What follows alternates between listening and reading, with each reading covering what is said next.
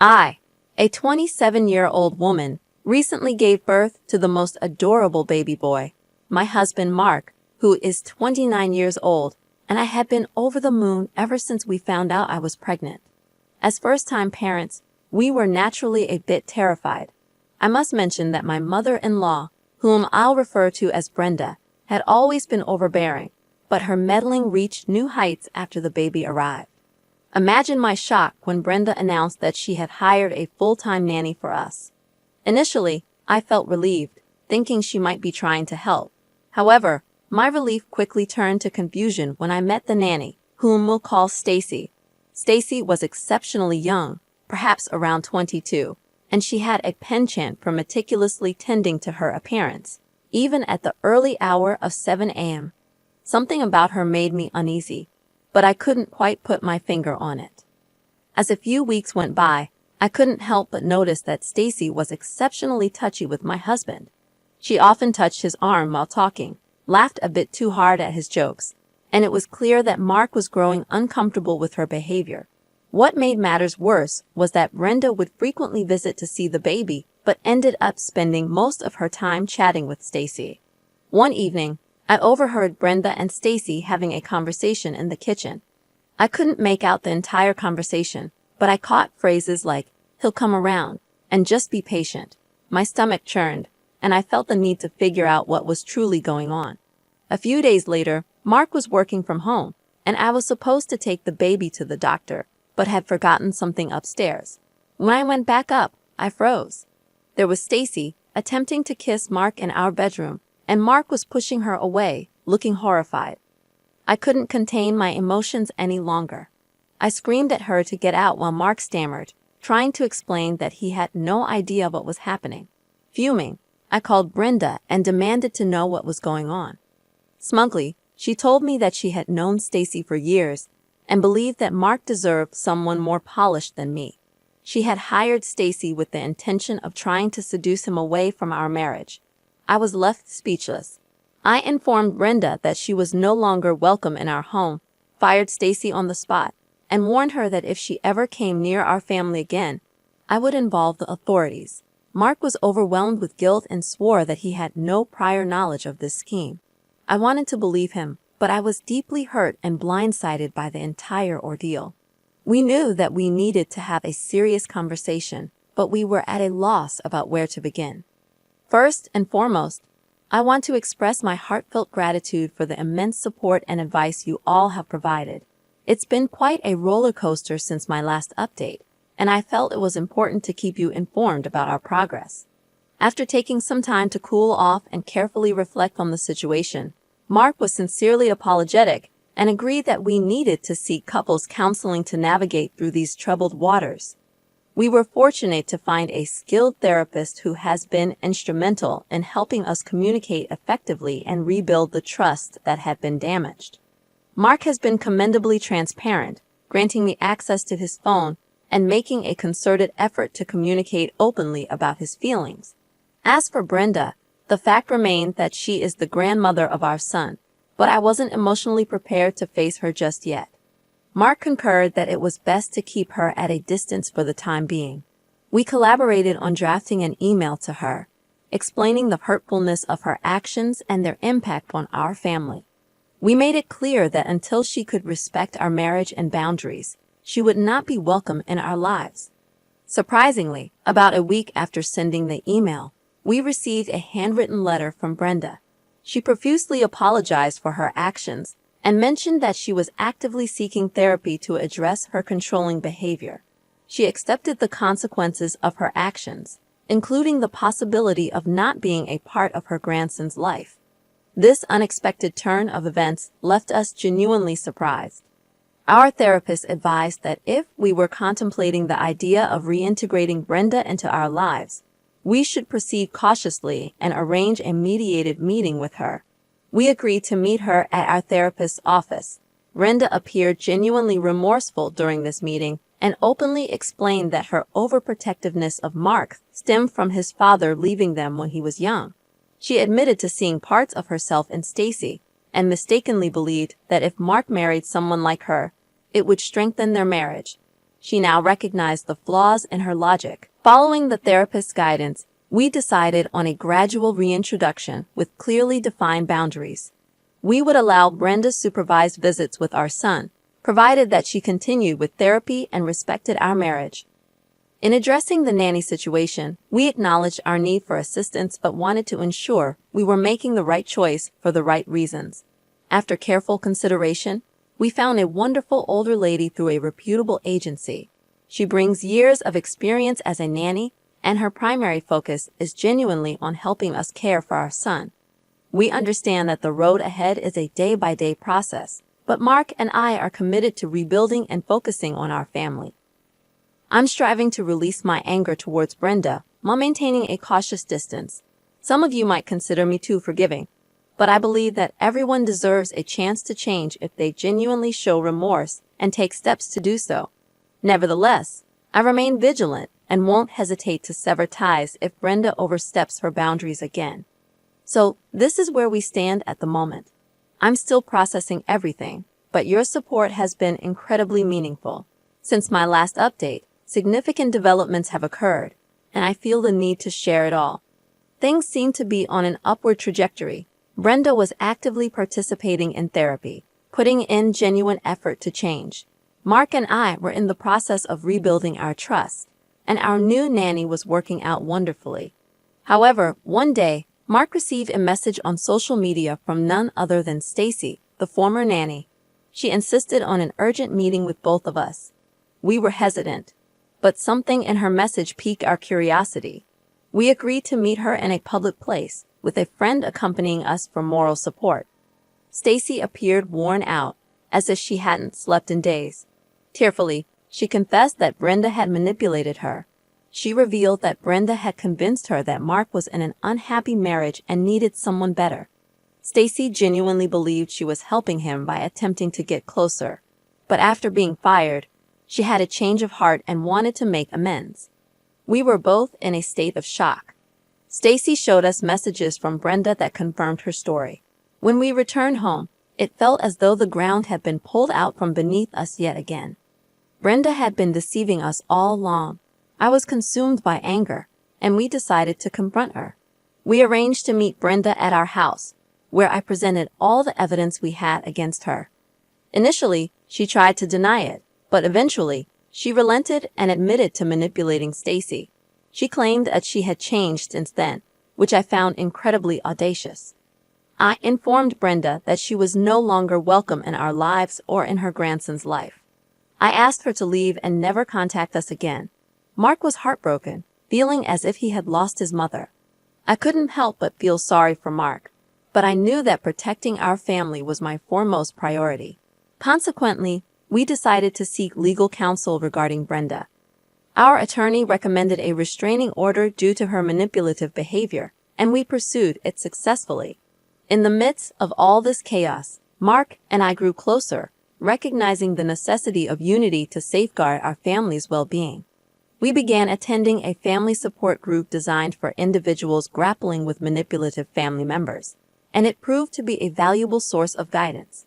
Our primary focus is now on cultivating a safe and loving environment for our son, free from negativity and manipulation.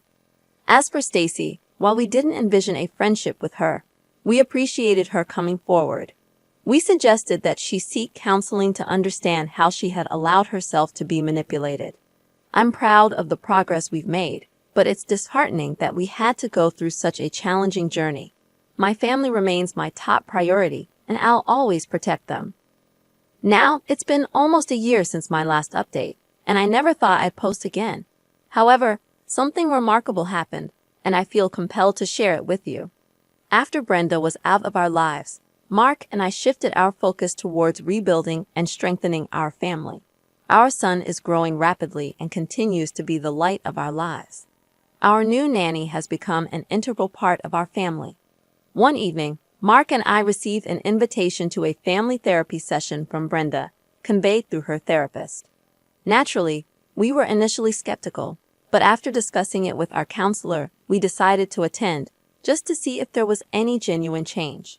In the session, Brenda was almost unrecognizable. She had lost weight, her voice was softer, and she appeared humbled. Her therapist began by noting Brenda's significant progress, and Brenda herself spoke, explaining that she had been participating in individual and group therapy, as well as joining a support group for grandparents. She expressed understanding if we never wanted her in our lives, but felt the need to apologize and convey her gratitude. She thanked us for revealing the depth of her manipulation and control, and acknowledged that therapy had opened her eyes to the fact that she had been trying to live vicariously through Mark due to her regrets. She had never truly allowed him to live his own life. Brenda offered a heartfelt apology to me for all the pain she had caused, saying she was genuinely sorry. I found myself in tears. I had never expected to hear those words, but it was Mark's response that took me by surprise the most. He thanked Brenda for her apology, told her he loved her, but also emphasized the need to protect his family. He suggested that maybe in the future they could have some form of a relationship, but it would never be what it once was. We left the session feeling emotionally drained yet somewhat lighter. Fast forward a few months, and our son began asking questions about his grandma. After some contemplation, we decided to allow Brenda to send letters to him, and this has been the extent of their relationship. I still maintain some reservations, but I don't want my son to grow up without knowing his grandmother, especially if she has genuinely changed. Mark and I are also actively working with other couples and families who have faced similar issues. We want to help others learn from our experiences. Last but not least, Mark and I renewed our vows, considering it a new beginning for us, and we celebrated with a small ceremony surrounded by close friends and family. So, here we are, a journey filled with ups and downs. I've learned a great deal about myself, my family, and the kind of person I aspire to be. I'm genuinely delighted with the progress we've made as a family, and it's remarkable to witness the changes in Brenda. However, I remain cautious. Your unwavering support and encouragement have been a tremendous source of strength. Thank you. First and foremost, let me emphasize how much I love my husband, Mike, who is 29 years old. We've been together for 5 years, and while our families are quite different, with mine being very chill and supportive, Mike's family, particularly his mom, adheres to a more traditional mindset. Since Mike and I got engaged, my mother-in-law has been a constant source of stress for me. She criticizes everything from my clothing choices to my career as a graphic designer, and essentially everything about me. At first, I tried to take it in stride, assuming she was just being protective of her only son. Fast forward to the wedding planning phase. I had always envisioned a simple wedding, and Mike was on board with that idea. However, my mother-in-law had grand plans for a lavish ceremony and took over the planning, even selecting my wedding dress. I spoke to Mike about it, and he suggested we go with the flow because she had been dreaming of this day for a long time. Though I wasn't thrilled, I reluctantly agreed for the sake of peace. On our wedding day, my anxiety was soaring. My mother-in-law was taking charge and bossing everyone around, determined to make everything perfect for her dream day. During the preparations, she came over to me and made a hurtful comment, suggesting that Mike could have married someone more traditional. My heart sank, and it was the breaking point. I took a deep breath and, with calmness, addressed my mother-in-law. I expressed that I understood she might not have envisioned me as the traditional bride she expected for Mike, but I genuinely loved him, and he loved me. I emphasized that this was our day, and I wished for us to begin our new life together with positivity and support from our families. I assured her that I would be her family from that point forward, and wished she could see the value in embracing our differences instead of belittling them. At this point, my mother-in-law's eyes welled up with tears. She began sobbing and left the room, followed by a few family members. I was in shock as I hadn't anticipated that my words would lead to such a reaction. The room was filled with tension, and Mike came over, saying he was proud of me for standing up for myself, but wished things hadn't become so dramatic on our wedding day. We proceeded with the ceremony, but I couldn't help but feel the disapproving glares from some of Mike's family members. Mother-in-law kept her distance, and it was apparent that she had been crying. The mix of emotions left me feeling conflicted. After the wedding, my mother-in-law gave me the silent treatment, and the tension between our families remained palpable.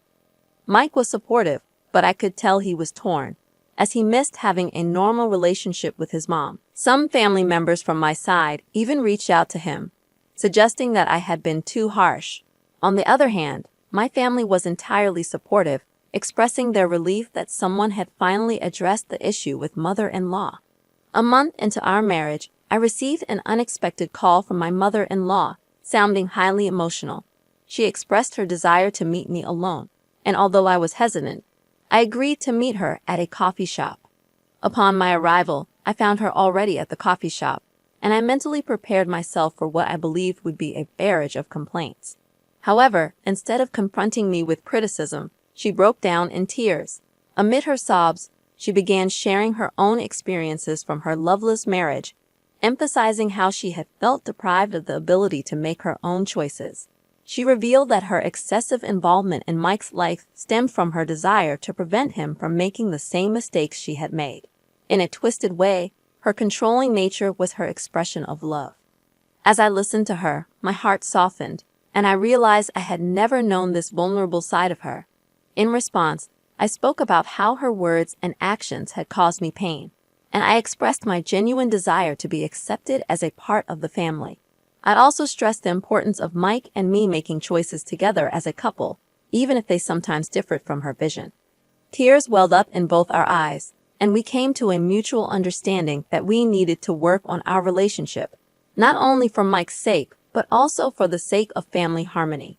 We agreed to engage in family therapy sessions involving Mike, her, and me. Fast forward to our first therapy session, it proved to be an eye-opening experience. Our therapist guided us in understanding the significance of communication and how we both carried emotional baggage that needed addressing. Mother-in-law began making genuine efforts to improve. She initiated weekly calls with me for casual conversations, and though it still felt somewhat awkward, it was a far cry from our previous interactions. I could sense her earnest attempt at change. Mike played an essential role throughout this process. He attended the therapy sessions with unwavering support and was thrilled to witness his mom and me working towards mending our relationship. Looking back, I wished the wedding date drama had never occurred, but in a way, it acted as a catalyst for change. If I hadn't spoken up, we might have continued the same toxic cycle. I maintain a cautious sense of optimism for the future. There's much work ahead, but I believe that we have taken the initial steps in the right direction. After participating in several family therapy sessions with my mother-in-law, it seemed that things were on the upswing. She appeared to be more understanding, and we began to cultivate a relationship that bore some resemblance to a typical mother-in-law and daughter-in-law connection. However, about 2 months ago, Mike and I discovered that we were expecting our first child.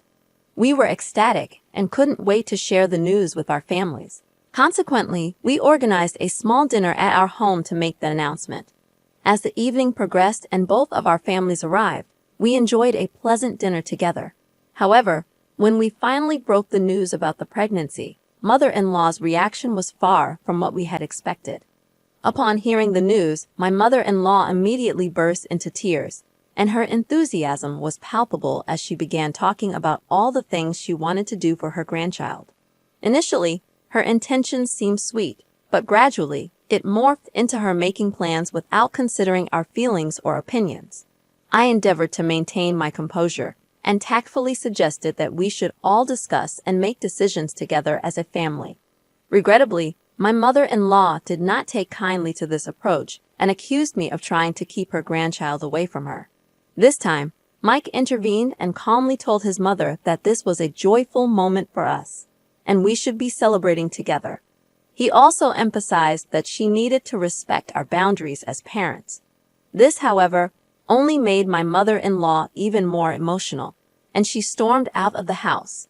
Consequently, the rest of the night was somewhat ruined, and it became apparent that we were back to square one. Despite the setbacks, we continued with our therapy sessions, and our therapist suggested that perhaps mother-in-law needed individual counseling to address her underlying issues. Mike and I were both supportive of this idea and encouraged her to consider it.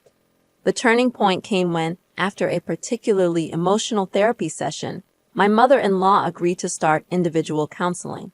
She began attending these sessions, and we noticed a transformation in her demeanor. She became calmer and more receptive to our perspectives. During a joint session, she tearfully apologized for her behavior on the night of our pregnancy announcement and acknowledged that she still had a long way to go in comprehending and respecting boundaries. At present, we are cautiously navigating our relationship with my mother-in-law. There have been both ups and downs, but the fact that she's open to counseling and is showing signs of self-reflection is a promising development. In the meantime, Mike and I have been diligently working on establishing clear boundaries and communicating our expectations for involvement in our child's life. We understand the importance of our child having a relationship with her grandmother, but it has to be a healthy one. In addition, we are focusing on building and nurturing our little family. The pregnancy has brought us immense joy, and we are eagerly preparing for the arrival of our precious baby. I'd like to express my sincere gratitude to all of you for your invaluable advice and kind words. It's been a roller coaster, but knowing that I have your support has made a significant difference.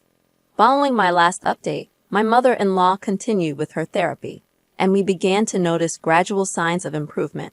She started communicating more openly, and we cautiously started involving her in planning for the baby. It felt as though a weight was gradually being lifted off our shoulders. Although we didn't entirely let our guards down, it was a relief not to constantly feel like we were walking on eggshells. Fast forward to the day of the delivery. Mike and I had a well-established birth plan, which we had communicated to both our families. According to our plan, only Mike was to be in the delivery room, and family members were to wait until we were ready for visitors. However, just as I was being wheeled into the delivery room, guess who unexpectedly appeared? My mother-in-law. She insisted that she should be in the room to witness the birth of her grandchild. The nurses, aware of our birth plan, prevented her from entering, and this resulted in a scene. Eventually, she had to be escorted out of the hospital. Following the birth of our beautiful baby girl, we were dismayed to learn about my mother-in-law's actions. However, we chose not to let it dampen our spirits and instead focused on our daughter and the joy she brought into our lives. When we returned home, my mother-in-law approached me to apologize. She appeared cheerful and genuinely regretful, but this time, something within me had changed. I had this precious little being to protect, and I couldn't continue allowing my mother-in-law's behavior to slide. I gazed at her calmly and stated, "I appreciate the apology, but you need to understand that our daughter's well-being is our priority. If you can't respect our boundaries, you will not be a part of her life." Silence filled the room, and it was evident that my words had hit home. We didn't see my mother-in-law for about a month. During this time, she continued her therapy and even joined a support group for grandparents, making a genuine effort to change. When she finally reached out, she was a transformed person. She thanked us for being firm with her and making her realize how her behavior had been affecting everyone around her. Now, several months have passed since that pivotal conversation. My mother-in-law has been amazing, respecting our boundaries, being supportive, and relishing in the time she spends with her granddaughter. We've made efforts to build bridges, recognizing the importance of family, and wanting our daughter to have a loving and supportive extended family. Reflecting on the journey, it's clear that it was a bumpy road to reach this point. There were moments when I questioned if the relationship with my mother-in-law was salvageable. However, through open communication, therapy, and setting clear boundaries, we've arrived at a place characterized by mutual respect and love. I'd like to conclude by expressing my gratitude to this community. Your advice, perspectives, and encouragement have been invaluable during this journey. We still have a long way to go, but I'm hopeful for the future. To anyone going through something similar, don't be afraid to set boundaries and seek professional help if necessary. Sometimes it takes a wake-up call for people to change. Congratulations on the birth of your daughter. It's incredible how the arrival of a child can put things into perspective. Your journey has been a roller coaster, and it's quite inspiring how both parties were able to grow through this. The key takeaways are the importance of setting boundaries and effective communication. It's not about who was right or wrong at a particular moment. It's about how everyone involved took steps to make things better for the sake of the new family member. This is a great lesson for many people who might be struggling with difficult in-laws.